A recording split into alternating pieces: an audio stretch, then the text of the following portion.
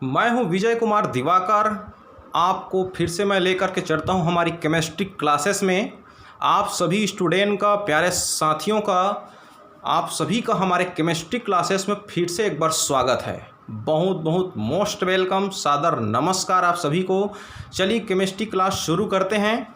हमारे स्क्रीन पर आप देख रहे होंगे, यहाँ पर इलेक्ट्रॉन, प्रोटॉन, न्यूट्रॉन, परमाणु के अंदर में जो मौलिक कण है उन कणों के बारे में यहाँ पर आप देख रहे होंगे। परमाणु के अंदर में जो मौलिक कण है, ये जो मौलिक कण है, इलेक्ट्रॉन, प्रोटॉन, न्यूट्रॉन, 3 प्रकार के जो कण होते हैं, इलेक्ट्रॉन, प्रोटॉन और न्यूट्रॉन, 3 प्रकार के कण। इस तीनों प्रकार के जो कण है उसका संकेत, इलेक्ट्रॉन का प्रतीक है E, प्रोटॉन का प्रतीक है P, न्यूट्रॉन का प्रतीक है N, सिंबल है उसका। सिलेबस में आपको 12वीं कक्षा में, 11वीं कक्षा में आपको नोट्स बनाते समय, लिखते समय आप इलेक्ट्रॉन की जगह E लिख दीजिए, प्रोटॉन की जगह P, न्यूट्रॉन की जगह N, बिल्कुल चलता है। अब ध्यान दीजिए यहाँ पर इसमें कितने कितने आवेश हैं। आवेश की जो इकाई है, मैंने बताया था कि इलेक्ट्रॉन में ऋण आवेश होती है, हमने लिख दिया -1 आवेश। प्रोटॉन धनात्मक आवेशित वाला कण है, हमने लिख दिया धन 1। लेकिन उसमें आवेश कितना होती है, आवेश की मात्रा कितना होती है, तो एक साइंटिस्ट है कूलॉम, महान साइंटिस्ट है, फिजिशियन है, बहुत बड़े भौतिक शास्त्री हैं। तो ये जो साइंटिस्ट है उनकी जो आवेश है इलेक्ट्रॉन को उन्होंने निकाल के बताया कि इलेक्ट्रॉन में जो आवेश होती है वो 1.60 × 10⁻⁻19 कूलॉम, माने बहुत कम आवेश। 1.60 × 10⁻⁻19 कूलॉम। सी कूलॉम है, यूनिट है उसका, यूनिट इकाई है, मात्रक है उसका। तो यहाँ पर इलेक्ट्रॉन की आवेश इतने हैं, लेकिन उसकी जो प्रवृत्ति होती है वो नेगेटिव चार्ज माना गया है, इसलिए इसको हमने लिख दिया माइनस आवेश, अर्थात इलेक्ट्रॉन में ऋण आवेश होती है। अगर इलेक्ट्रॉन के पास कोई अन्य ऋण आवेशित कण को ले जाएंगे तो प्रतिकर्षित हो जाएगा, क्योंकि इलेक्ट्रॉन में खुद ऋण आवेश है। बताऊंगा आगे रदरफोर्ड का मॉडल में। प्रोटॉन में धन आवेश होती है, इसकी इकाई को +1 माना गया है। एक धन आवेश, एक प्रोटॉन की एक धन आवेश इकाई माना गया है, लेकिन उसमें आवेश की जो मात्रा होती है लगभग 1.60 × 10⁻⁻19, लेकिन इसकी प्रवृत्ति धनात्मक होती है, इसलिए इसको हम यहाँ पर धन आवेश माना गया है। क्यों धन होती है इसकी भी व्याख्या मैं रदरफोर्ड के मॉडल से करने जा रहा हूं जस्ट अभी। तो इसकी जो आवेश है 1.60 × 10⁻⁻19। न्यूट्रॉन का संकेत है N, लेकिन इसमें कोई आवेश नहीं होता प्यारे मित्रों, यहां पर बिल्कुल आवेश नहीं होता, इसको उदासीन माना गया है। इसकी जो 0 आवेश होती है, लेकिन इन सब की भार की बात करें, वजन की बात करें यहाँ पर, तो इलेक्ट्रॉन की जो वजन होती है 9.1 × 10⁻31 किलोग्राम। आपको सुन के ऐसा लग रहा होगा कि भारी वजन है, नहीं, -31 किलोग्राम। आसान सी भाषा में कहें, बहुत कम वजन है। आप किलोग्राम को मत देखिए, 9 किलोग्राम ऐसा नहीं है, 9 कीजिए नहीं है, यहाँ पर 9.1 × 10⁻31 किलोग्राम है, मतलब बहुत कम वजन है इलेक्ट्रॉन का। अगर मैं उसकी व्याख्या डिटेल करूं आपके लिए तो आप ध्यान दीजिए, यहाँ पर 9.1 × 10⁻31 किलोग्राम है। अगर इसको मैं सॉल्व करके आपको विस्तार से समझाऊं तो यहाँ पर आप समझ जाएंगे। 9.1 × 10⁻31 को अब मैं ले चलता हूं नीचे, ये नीचे आ गया तो 10⁻31 हो गया, 10⁻31। गणित के नियम से ये घातांक नीचे आएगा तो धन हो जाएगा। अब 10⁻31 का मतलब 9.1 तो किलोग्राम है, चलो ठीक है, ये केजी हो गया, लेकिन 10⁻31 का मतलब क्या है, 31 बार 0। यहां पर ध्यान दो, 3 4 5 6 7 8 9 10 11 12 13 14 15 16 17 18 19 20 21 22 23 24 25 26 27 28 29 30 31, इतने 0 लगाने पड़ेंगे। अब आप सोच रहे होंगे ये इकाई, दहाई, सैकड़ा, हजार, 10,000, लाख, करोड़, 10 करोड़, पदम, खरब, नील, 10 नील, अरब, महासंख, इस तरह से नीचे की संख्या तो महासंख हो गया, ये महासंख हो गया, अरब हो गया, बिल्कुल। अब 9.1 किलोग्राम को इतने से भाग दीजिए, इतने से डिवाइड कीजिए, महासंख से डिवाइड कीजिए, कितना बनेगा बताओ, बिल्कुल नहीं के बराबर, नहीं के बराबर, बिल्कुल बिल्कुल कुछ भी भार नहीं मिलेगा।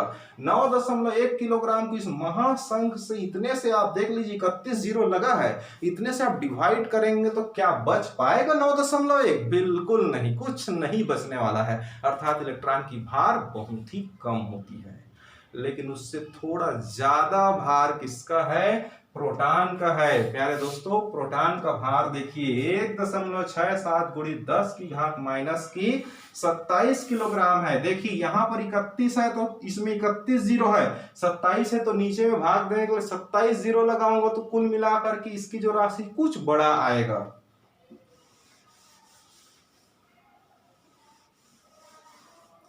प्रोटॉन की भार 1.67 गुणी 10 की घात माइनस की 27 किलोग्राम। हालांकि ये भी नहीं के बराबर है। अगर हम व्यवहारिक दृष्टि से देखें तो प्रोटॉन का भार भी बिल्कुल कुछ नहीं है, लेकिन एक परमाणु की दृष्टि से देखें तो परमाणु के नाभिक में प्रोटॉन है और वहीं पर न्यूट्रॉन है और संपूर्ण द्रव्यमान वहीं पर केंद्रित है। इसलिए यहाँ पर प्रोटॉन की भार और न्यूट्रॉन की भार दोनों को जोड़ करके उसका वास्तविक भार पता किया जाता है। किसका? किसी भी एटम का, किसी भी परमाणु का।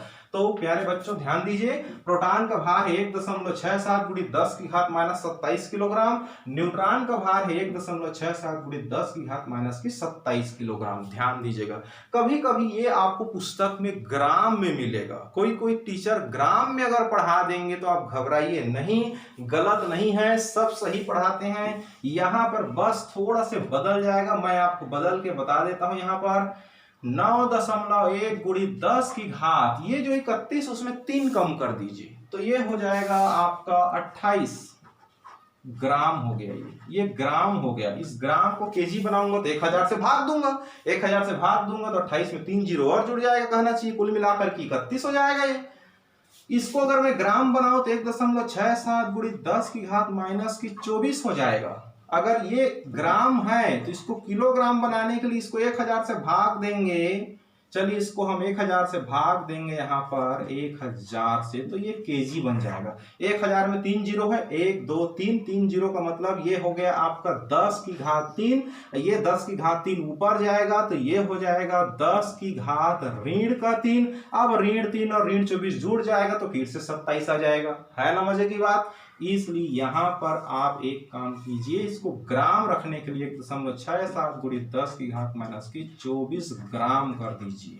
ये ग्राम में कन्वर्ट हो गया। ऐसे बात जेई में, एनसीईआरटी की बुक में, आपका एग्जाम में, नीट की परीक्षा में, पीएमटी की जो परीक्षा होती है, मेडिकल इंजीनियरिंग की जो परीक्षा होती है, उसमें आपका काम आएगा अगर बारीकी से आप अध्ययन करेंगे तो। मैं आप लोग को बिल्कुल हर चीज को बारीकी से अध्ययन करते हुए, आप लोग को समझाते हुए बिल्कुल आप लोग को बताऊंगा। निश्चिंत रहिए बिल्कुल। 1.67 गुणी 10 की घात यहाँ पर माइनस 27 है, ये भी हो जाएगा 24 ग्राम। तो ध्यान दीजिए, इसमें 3 31 है तो इसमें 3 कम कर दिया 28 हो गया, 27 से 3 कम कर दिए 24 हो गया, 27 में 3 कम कर दिए 24 हो गया। अब ग्राम में व्यक्त हो गया। इस तरह से आप इसके भार को ग्राम में भी व्यक्त कर सकते हैं। अब मैं थोड़ा सा आप लोग को आगे बताऊंगा। यहाँ पर इसका स्क्रीनशॉट ले लीजिए आप लोग। प्यारे बच्चों, इसका स्क्रीनशॉट ले लीजिए। आप लोग को कभी भी केमिस्ट्री में, गणित में, फिजिक्स में किसी प्रकार के डाउट होगा, कोई भी सवाल का अगर आपको वीडियो चाहिए, कोई भी आईएमपी सवाल का जो परीक्षा में आने लायक है, मैं बताऊंगा। अगर आप लोग को अलग से वीडियो चाहिए रहेगा तो आप हमारे मोबाइल नंबर आपको स्क्रीन पर दिख रहा है 7828276854, इस मोबाइल नंबर पर, यह व्हाट्सएप नंबर है, इस पर आप सवाल भेजिए मुझे। उस सवाल का वीडियो बना करके आपको मैं बिल्कुल अच्छे तरह से एक्सप्लेन करते हुए आप लोग को समझाऊंगा। कोई भी केमिस्ट्री का हो, मैथ्स का हो, बिल्कुल आप सवाल भेजिए हमें, हम आपको अच्छे से एक्सप्लेन करते हुए एक नया वीडियो हम आपको चैनल में डालेंगे, आपके नंबर पर सेंड करेंगे। लिंक जो है आप देख सकते हैं, इसलिए आप मोबाइल नंबर भी मेरा नोट करके रखिए। नाम है मेरा विजय कुमार दिवाकर, एक गवर्नमेंट टीचर हूं। हालांकि आप लोग के लिए मेहनत कर रहा हूं, देख पा रहे होंगे मेरी मेहनत को। बिल्कुल पंखा बंद है, एसी नहीं है रूम में, और बिल्कुल पसीना पसीना आप लोग के लिए पढ़ा रहा हूं। बस मैं ये चाहता हूं कि मेरे जो ज्ञान है, मेरा जो नॉलेज है, वो एक रिकॉर्डेड हो जाए। बस यूट्यूब में एक रिकॉर्ड करना चाहता हूं मैं अपनी नॉलेज को, ज्ञान को, केमिस्ट्री को, ताकि यूट्यूब में मेरा जो बनाया हुआ, जो सिखाया हुआ, जो बातें हैं, केमिस्ट्री की जो बातें हैं यूट्यूब में हमेशा हमेशा के लिए रहे और मेरे दोस्तों को, मेरे स्टूडेंट लोगों को, मेरे फॉलोअर्स को मेरा पढ़ाया हुआ जो बातें हैं, जो सिखाया हुआ बातें हैं वो उनकी सिलेबस में, उनकी कक्षा 11वीं 12वीं 10वीं में हमेशा काम आए। इसी उद्देश्य से मैं आप लोग के लिए एक वीडियो बना रहा हूँ। तो ये मोबाइल नंबर आप बिल्कुल कॉन्टेक्ट सेव करके रखिए, इसका स्क्रीनशॉट ले लीजिए, आप लोग का काम आएगा। स्क्रीनशॉट ले लीजिए, बिल्कुल समय है आपके पास, स्क्रीनशॉट लीजिए, स्क्रीनशॉट लीजिए 1 2 3 4 5 स्क्रीनशॉट लीजिए दोस्तों।